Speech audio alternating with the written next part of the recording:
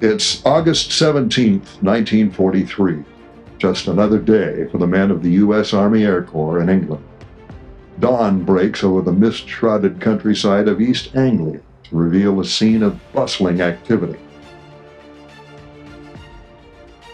Ground crewmen hurry about making last-minute preparations for the day's mission.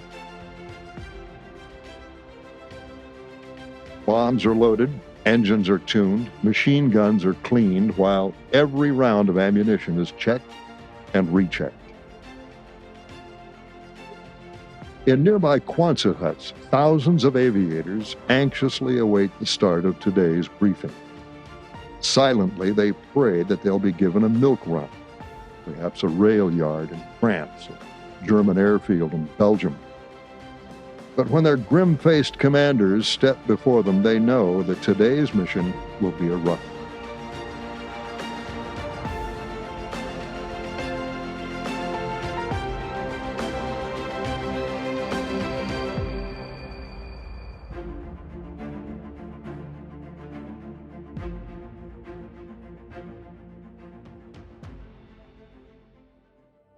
It's 9 o'clock, coming around. Keep your eye on them. Coming around the 10.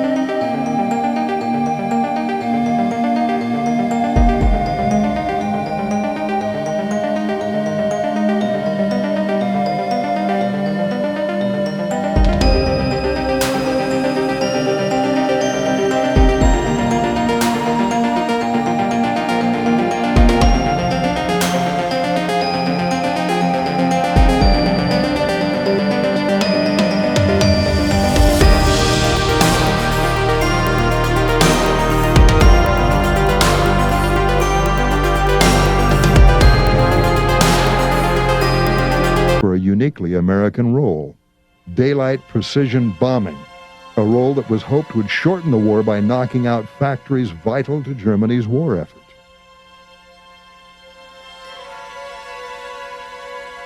And on this day in August of 1943, the B-17s and their crews would set out to prove that they could get the job done. Far from a milk run to France, the targets for today would be the Regensburg Messerschmitt plant and the ball bearing factories around Schweinfurt. Schweinfurt had dozens and dozens of ball bearing plants and factories around the city. In fact, Schweinfurt produced between 30 and 40% of all the ball bearings used by Germany and its allies. So the philosophy was, if you could knock out the ball bearing factories around Schweinfurt, the German Army and Air Force, actually, and Navy, would grind to a halt because they wouldn't have ball bearings, which was a key component to any mechanical item. The 8th Air Force would be sticking its head right into the Tiger's jaws, and the Tiger would be waiting. With the briefing concluded, the bomber crews climb aboard trucks and jeeps for the short drive to their own flying forts. The B-17s are ready to go. The mechanics and armorers have worked through the night to make sure that every bomber is fit to fly.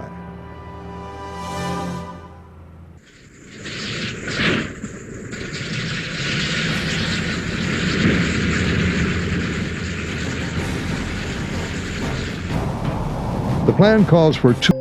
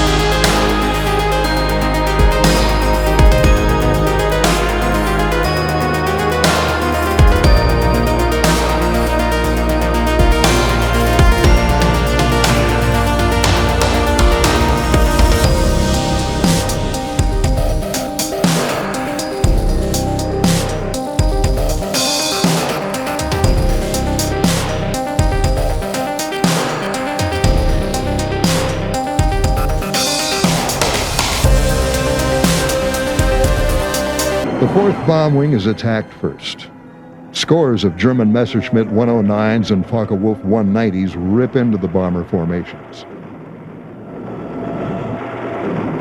They concentrate on the trailing squadrons in the 15-mile-long bomber stream. The Germans threw something on the order of 300 fighters at these 147 B-17s, and the low group was the most vulnerable, and the 100th Bomb Group earned its reputation that day that has stuck with them for 60 years, 50, 60 years, as being known as the hard luck outfit. They called it the Bloody 100th.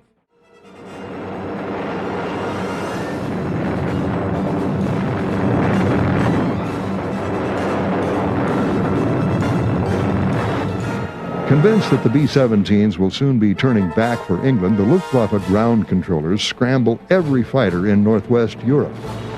They're surprised when the 4th Bomb Wing heads south toward Africa. But they have plenty of targets anyway, for right at that moment, the Schweinfurt-bound Boeings of the 1st Bomb Wing reach the continent.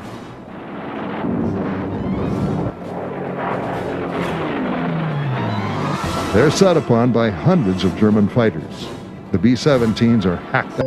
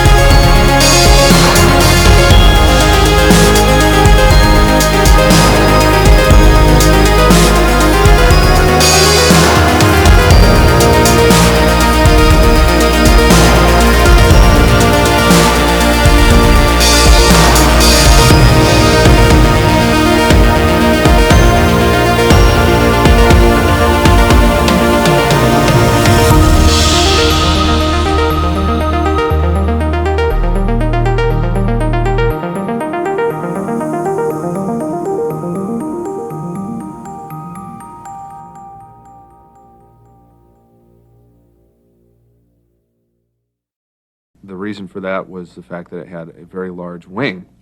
With a large wing area, the plane was very stable in flight. It was an excellent bombing platform. And most importantly to the crews was the fact that because it was stable, they could fly in very tight formations, so they could stick together.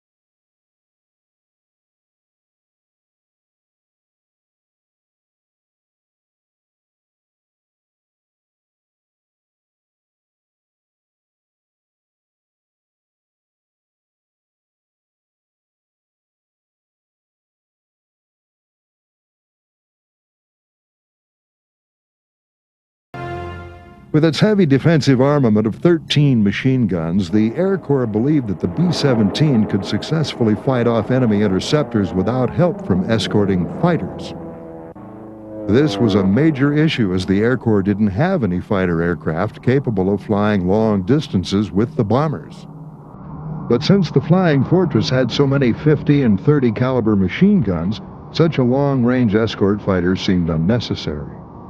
The B-17 would strike their targets alone, flying in tight, mutually protecting formations. In 1943, the 8th Air Force unleashed its first sustained bombing campaign against Germany. Codenamed Operation Point Blank, the B-17s were sent to knock out the Third Reich's aircraft industry. By destroying the Luftwaffe's production centers, the 8th Air Force would gain control of the air over Europe. With that in hand, the bombers could be sent against other strategic targets, striking at the heart of the Reich's ability to wage war. Point Blank was the first clash between the American pre-war doctrine and the realities of modern air combat. The results were soon clear, but the Americans doggedly persisted in putting their theories into practice at the expense of thousands of brave young men. About the time we dropped the bombs, we started getting hit real close. One engine got hit, started losing oil, waited until there was not enough oil pressure. We couldn't feather the engine. So then they windmill just from the air. And eventually they may twist the shaft off and the prop will come off. God knows where it'll go. Or they can shake a wing loose, I guess. Not a very good situation. And I don't remember if it was in that engine or another one, the fire started. I don't know if they got that one out or not. And apparently the underside of the 17 was pretty well shot up. Sort of dropped out of the formation and started losing altitude. And wasn't too long till the pilot rang the bailout bell. And that was it for that mission. The most important flaw in the precision daylight bombing campaign was the lack of a long-range escort fighter. Even the B-17's numerous defensive guns could not protect it from determined German fighter attack. The Luftwaffe soon learned to hit the B-17 formations from the front, which proved to be the weak point in the Boeing's defensive systems. Sometimes 40 or 50 Me-109s or FW-190s would swoop down at the bombers in a blazing head-on pass, aiming for the cockpit and engines. Nothing could stop such devastating attacks, and the fortresses took appalling losses. Our biggest concern, really, in all honesty, were the young men that were over there before I got there. They had a lot of fighters that they had to contend with. The average mission completions that they had, I think, was about 7. And here we finished 35, so that tells you something right there. If you lost an engine, or if you feathered an engine, that was very apparent to the Germans, and they'd pick on you right now. And they liked to make holes in a formation. If they could knock a plane out of formation, you were definitely crippled. They knew how to do that. Without long-range fighter escorts, the 8th Air Force's B-17 groups lost 40% of their crews.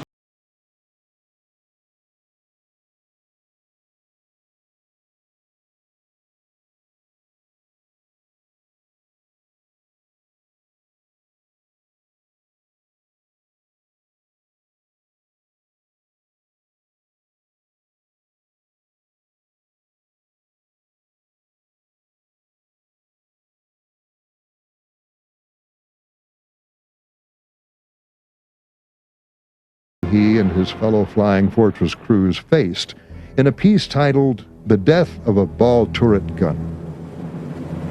From my mother's sleep, I fell into the state, and I hunched in its belly till my wet fur froze. 6 miles from Earth, loosed from its dream of life, I woke to black flak and the nightmare fighters. When I died, they washed me out of the turret with a hose. Such losses had a profound effect on morale and on the emotional health of the remaining B-17 crews. With buddies going down on every mission, the men became fatalistic. They clung to good luck charms and became increasingly superstitious. Others gradually lost their combat edge as battle exhaustion wore them out. In some cases, men broke down entirely and became psychiatric casualties. About 4% of all 8th Air Force losses in World War II were psychiatric cases. These were men who performed their duty admirably till the stress and strain of constant combat finally broke their emotional back. Such men were called flak happy by their peers, or said to have the Focke-Wulf jitters. During the war, the 8th Air Force suffered roughly 50,000 KIA, WIA, and MIA. Tremendous amount of guys lost their lives or were physically injured. But also, as the stress and strain of combat began to manifest themselves on these crews, it became clear that the 8th Air Force was going to have to do something about psychiatric casualties. They were starting to lose crews, starting to lose pilots, starting to lose gunners to emotional trauma. And so one of the things that the 8th Air Force did was they set up a series of rest homes for crews that had been through particularly horrendous ordeals. Or later on in the war, they were sent there just as a matter of course. These were called flak leaves, and they'd go back to these country manors way out of the way from any military installations, and they would be able to eat and relax, and that actually helped get some of the emotional problems that the crews were suffering under control. Now, this never threatened operations for the 8th Air Force. It was always a very small number of the crews. Wartime reports had it that of every 1,000 men that flew combat with the 8th Air Force, 42 were going to become psychiatric casualties of one sort or another. And they were called permanent psychiatric cases if they were not returned to flight duty within 15 days. During the war, about 4,000 airmen and pilots fell into this category. Through these brutal months, the crews learned to love their B-17s. The Flying Fortress had a ruggedness that sometimes defied imagination. They came home with 2, sometimes 3 engines knocked out and great gaping holes torn in their aluminum skins. Controls shot away, landing gear ruined, hydraulics blown out, flaps gone, and chunks of wing or tail hacked out by cannon shells didn't stop the rugged Flying Fortress. They came home limping, shattered and ruined, but still able to get their crews safely on the ground one final time. Hundreds of B-17s would return to England, never to fly again. They would be dragged off to the boneyards, where their broken bodies would be picked clean of spare parts that could be used to keep the other planes flying.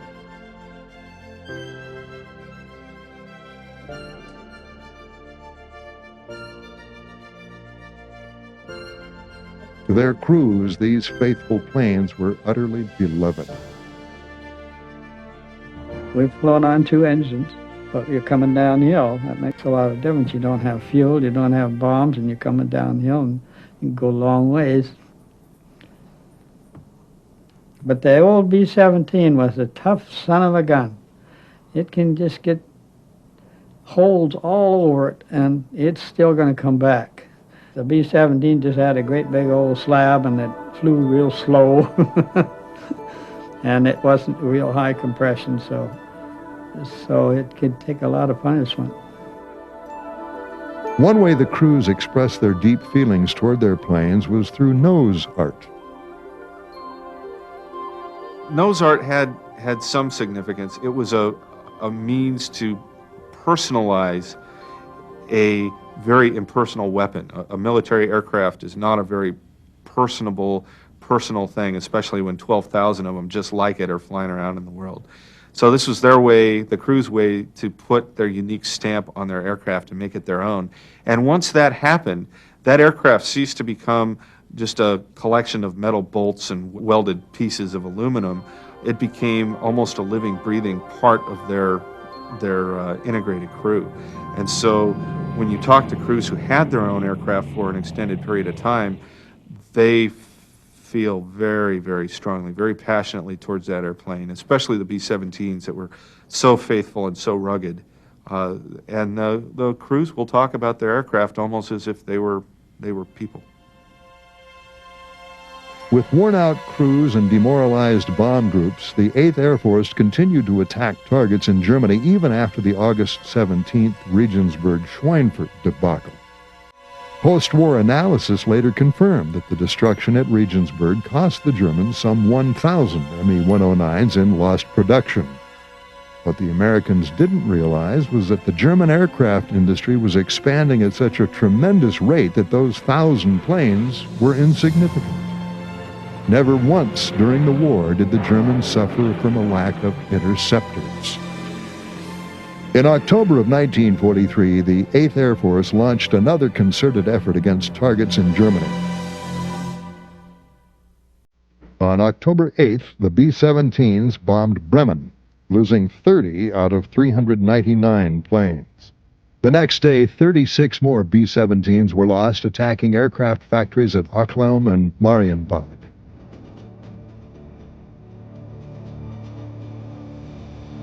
The missions continued, and the stress on the crews grew even worse. In 1 week, from October 2nd through the 9th, the Germans shot down or damaged beyond repair over 100 flying forts. The 8th Air Force lost almost 1,000 men. And still, the worst was yet to come. On October 10th, the B-17s struck Münster. The Luftwaffe bored in on the bombers, concentrating on the low squadrons of the 100th Bomb Group. Flying a straggly, loose formation, the 100th turned out to be easy meat. Within minutes, the entire group was virtually wiped out. Hitting Münster cost another 36 B-17s and over 300 Americans. The lesson from Münster was clear. Flying in loose formations would get many men killed. There was one group that flew pretty scraggly formations, yes, elements or formations, Some of them consequently were hit harder than ours. Our group flew good, tight formations. They wanted the wing of the side plane tucked right in behind the wing and in the waist of the other. In other words, tight elements of three. By having those wings all tucked in, concentrating the firepower from all the guns aboard each ship, it was a pretty good deterrent that the Germans wouldn't come in too close and attack us. They liked to go after the disabled planes that had drifted off from them and got back here by themselves. I think one reason that our group didn't have the casualties that some of the groups, some of the squadrons, is we were a little knot up there in the sky. I could always spot our group. It was just tight. Then on October 14th, the crews assembled in the briefing rooms to learn they would be going after Schweinfurt once again. The news was received by a chorus of groans and shocked gasps amongst the exhausted crews. Still, they climbed aboard their B-17s to do their duty, knowing that today, many of them would not be coming home. They flew into a holocaust of flak and fighters. The Germans were waiting for them, and as soon as their short-ranged P-47 escorts turned for home, the 109s and 190s attacked. They swarmed through the B-17 formations, blasting the bombers out of the sky with cannons, rockets, and machine guns. Well, we were going into the ball bearing plant at Schweinfurt, and it was pretty tough going. Heavy flak, being shot at from every direction, and I don't really know what happened except some people in our squadron that saw us get shot down. But they said one of them rockets shot us. It was obviously a lost cause, and the pilot was losing it, and so they jump out, and I had the last shot that they hit us with had concussion had blown me back against the bulkhead and unplugged my oxygen and my intercom system. And I was a little while, when I finally come to, I realized I didn't hear anybody and my oxygen thing wasn't moving. And so we were only 18,000 feet that day. So I went back to the cockpit, and I was the only guy on that airplane. Everybody else had jumped out. And so I run back and snap my parachute on and jump out. They had this big thing that they'd been trying to stop. With the Germans were shooting Americans in parachutes, and the Americans were shooting Germans in parachutes. And both sides were trying to stop it. And here come two ME-109s right at me. They kept getting closer and closer. When they got almost up to me, they reared up like that and circled right tight around me, and both of them saluted. So I saluted, and they went away. And so I just landed in second growth timber, which was no harder than jumping off the bed. As the raid drove deeper into Germany, the Luftwaffe responded by throwing everything that could fly into the air at them. Even obsolete Ju-87 Stukas attacked the B-17s, dropping aerial bombs into their tight formations. One bomb group, the 305th, lost 12 planes out of its 27 before even reaching the target area. Those B-17s that reached Schweinfurt dropped their bombs as best they could through a growing pall of smoke that partially obscured the ball bearing factories. Entire groups missed their targets, and their bombs fell all over the countryside. So many German fighters had attacked the flying forts that most of the American gunners were now running out of ammunition. Meanwhile, the German 109 and 190 squadrons were able to land to rearm and refuel in time to attack the bombers again. Low on ammo, the desperate bomber crews turned for home and endured hour after hour of deadly fighter attack and heavy flak. By the time they reached home, the surviving crews were burnt out and beyond the breaking point. Of the 229 B-17s sent out that day, 60 were shot down, 7 were written off, and 138 more were damaged. Over 630 men of the mighty 8th were either killed, wounded, or captured. In 2 weeks of operations that October, the 8th Air Force had lost over 200 bombers, nearly half its total force. Worse, there was little to show for the terrible casualties. Something had to be done, or the Germans would win the air war. The Army Air Corps had learned its lesson. It was time to throw the pre-war book away and figure out a new way to hit the Germans.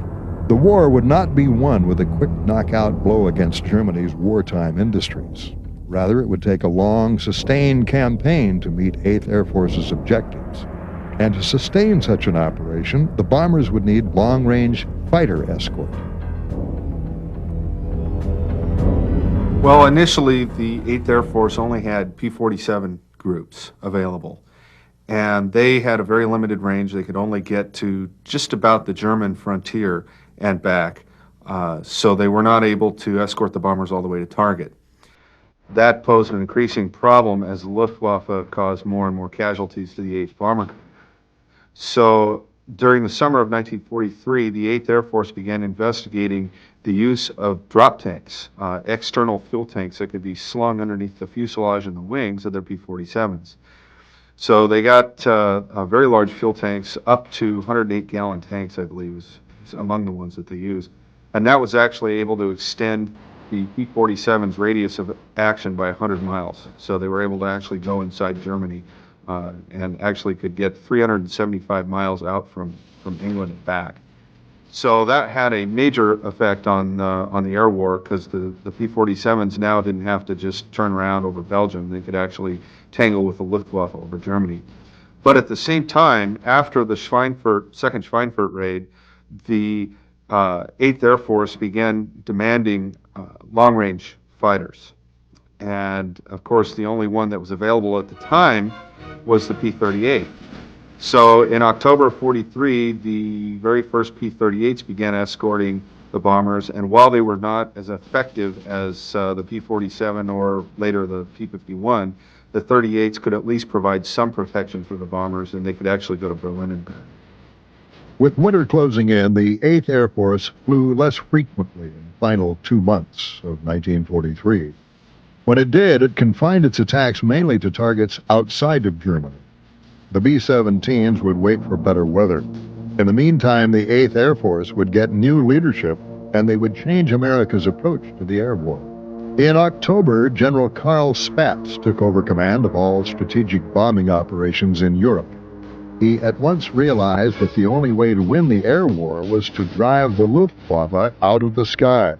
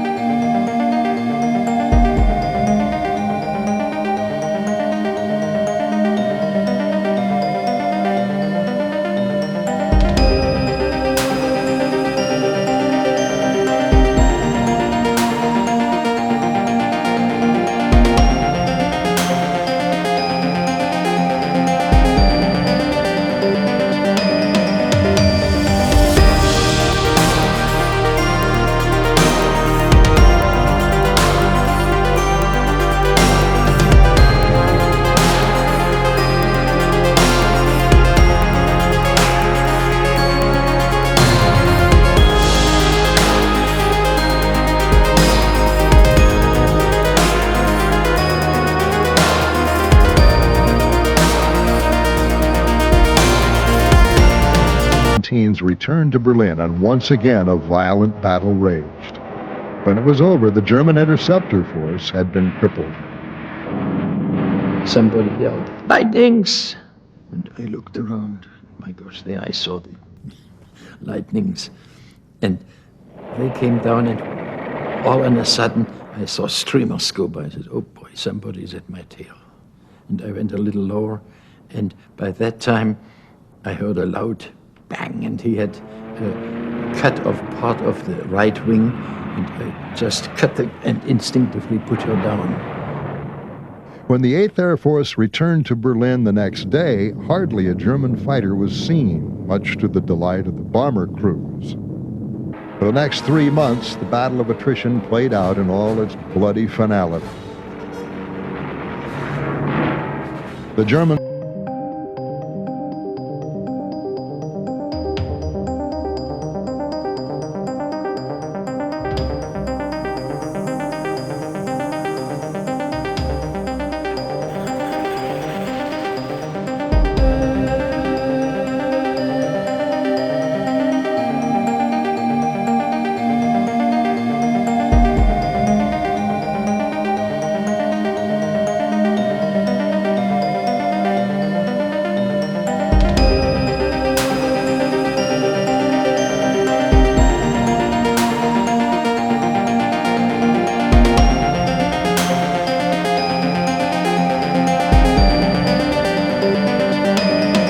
2% of their remaining pilots while trying to defend Berlin.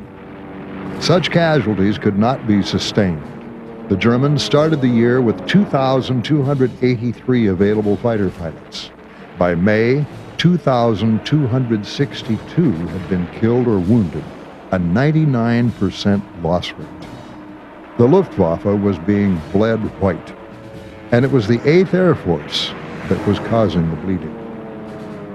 While Allied fighters blasted the Luftwaffe from the sky, the bombers still had targets to hit.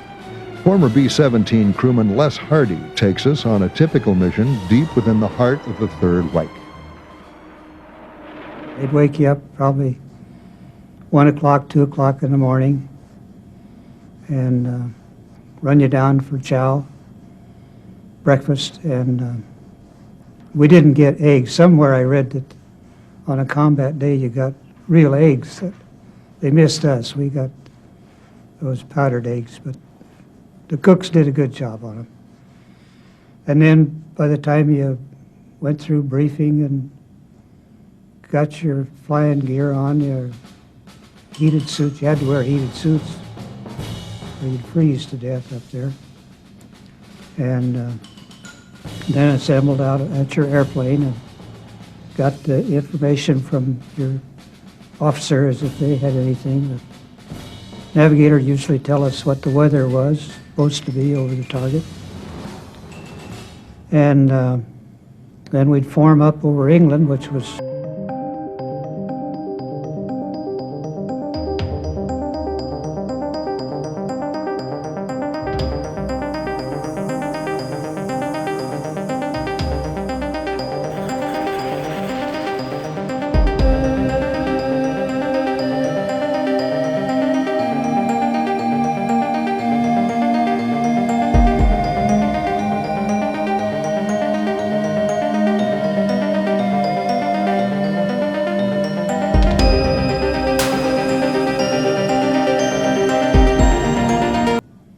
I think they gave us a candy bar. One time they gave us an orange. That works real good at 28,000 feet, 60 below. We could have thrown those at the enemy. Getting to Berlin, quite often we'd encounter Flak, because they had their 88s mounted on rail cars and trucks, and they moved them around, and I swear they knew where we were, what our flight pattern was. Because quite often we'd get Flak on the way, and you didn't dodge around it. You had to stay on your course.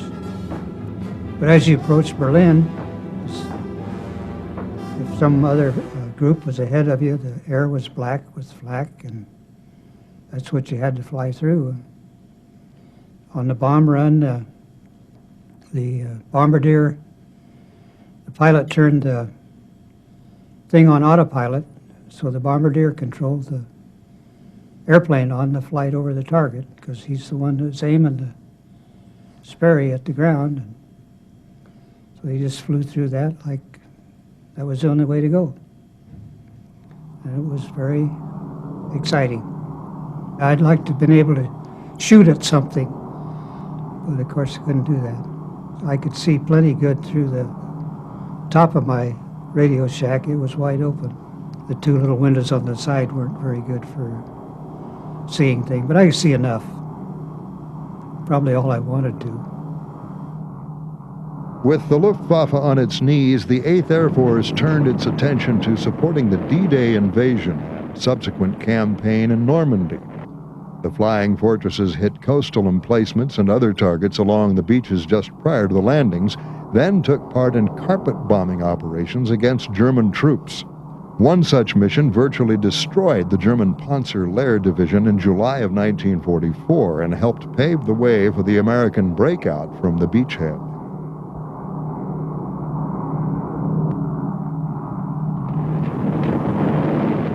Once the Allied armies broke out of Normandy and began driving toward Germany, the 8th Air Force turned to new targets in hopes of shortening the war. Up until early September of 1944, the heavy bombers had mainly attacked aircraft factories, U-boat assembly plants or pens, docks, and ball-bearing factories. In May, the bombers had begun hitting oil refineries and synthetic fuel plants.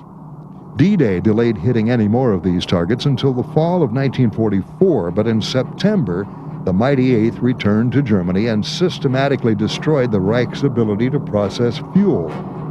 The attacks were an incredible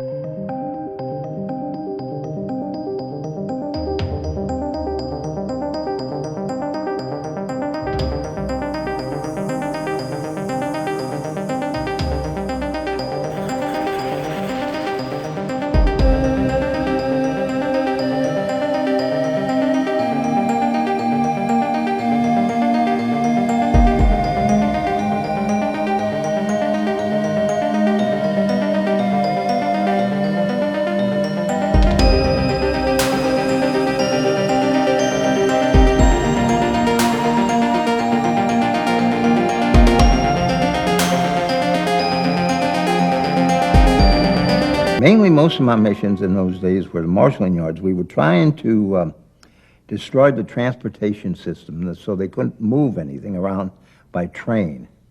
And we did. We really destroyed the area, because later on when I went to Germany, it took me 5 days to go on train because they had to go all over the place, because they had to go where the tracks were still left.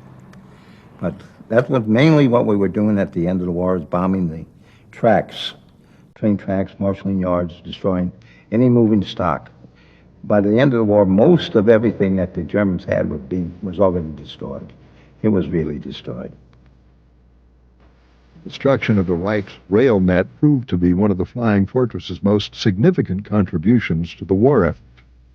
German industry depended on the railroads to deliver raw materials and carry away finished products.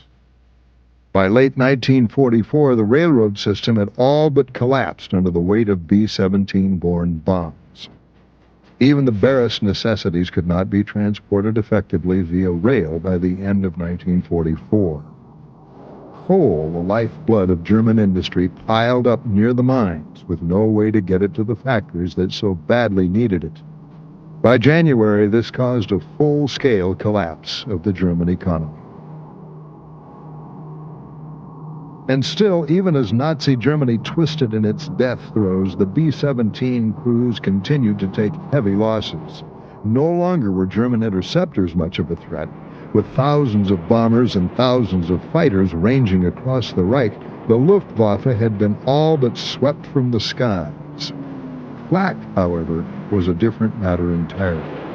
The Germans concentrated hundreds of anti-aircraft batteries around crucial oil targets until some factories were defended by over 1,000 heavy guns. Using radar guidance, late-war German anti-aircraft fire brought down thousands of American aircraft, fighters, medium bombers, and even the high-flying B-17s. There was another air raid in the afternoon, and here came the 8th American Air Force.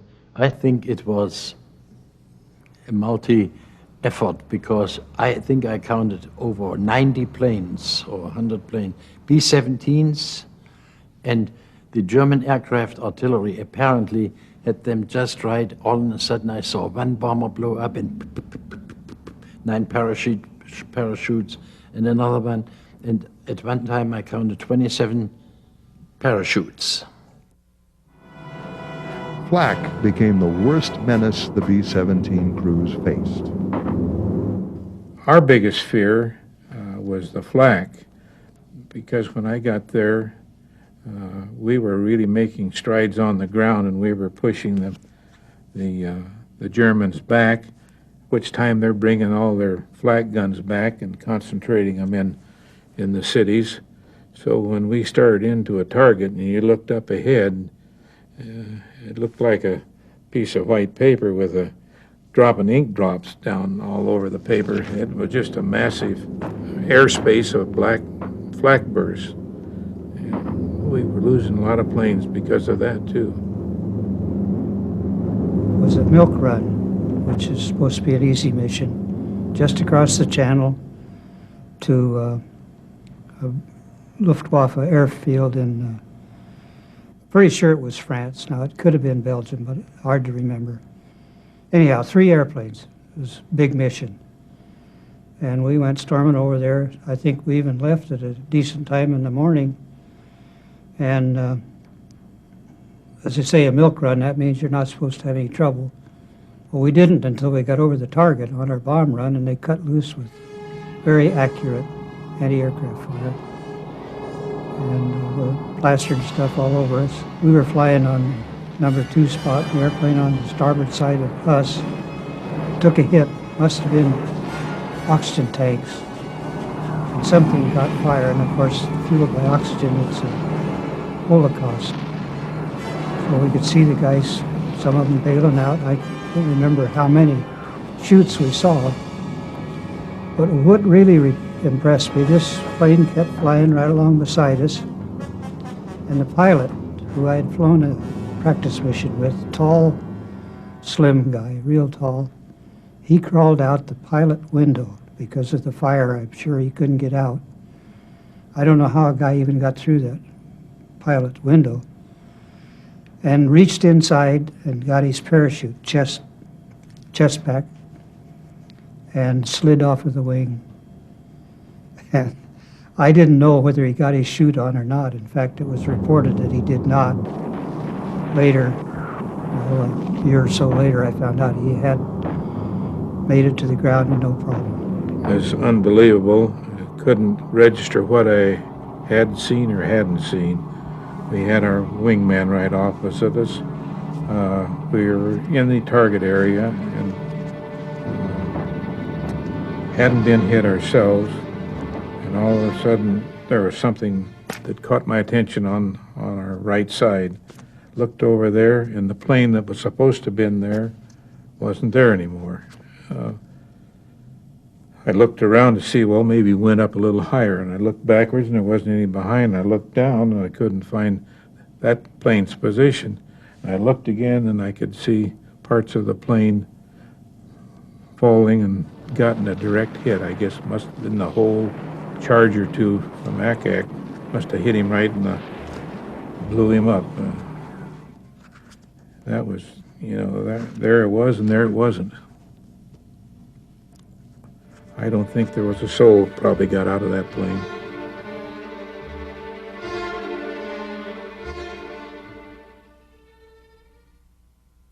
By the end of the war, over 12,000 B-17s had been produced. The B-17G, with its additional twin-gun chin turret, was the most numerous version, with 8,680 being built. For decades, historians have argued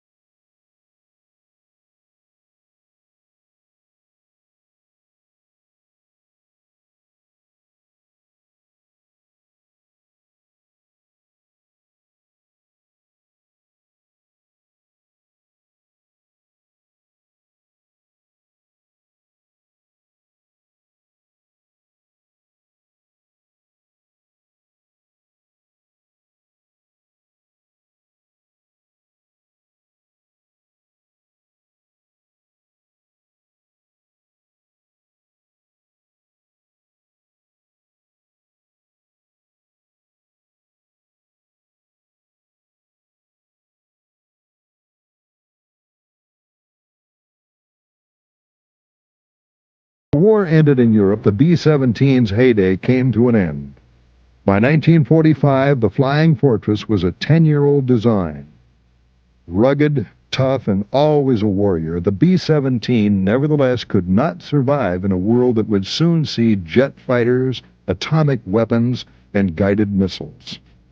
The 8th Air Force's 2,000 B-17s were collected together in fields all over England, where they were either flown back to the United States or scrapped on site. And thus, the B-17's last contribution may have been its most significant. These majestic planes were melted down and their metal used to help rebuild Western Europe. The destruction they had once wrought was repaired by their very skins. A noble end indeed. Today only a few B-17s exist to remind future generations of the air war that raged so many years ago. Each Flying Fortress is a treasure, for they remain lonely signposts of the struggle that once raged in the bloody skies of Europe. Battles on land leave scars in the earth to mark their passage into history, but the sky over Europe reveals no secrets and tells no tales. The sky remains unchanged, unchangeable, as it had for the eons prior to those black-torn years of World War II. In these skies, titans once clashed. An epic struggle for survival unfolded amidst these clouds with stakes so high, entire nations would be destroyed. Young men by the hundreds of thousands were flung into the maelstrom of this desperate battle as the fighting reached its bitter climax. Over 60,000 young Americans and Germans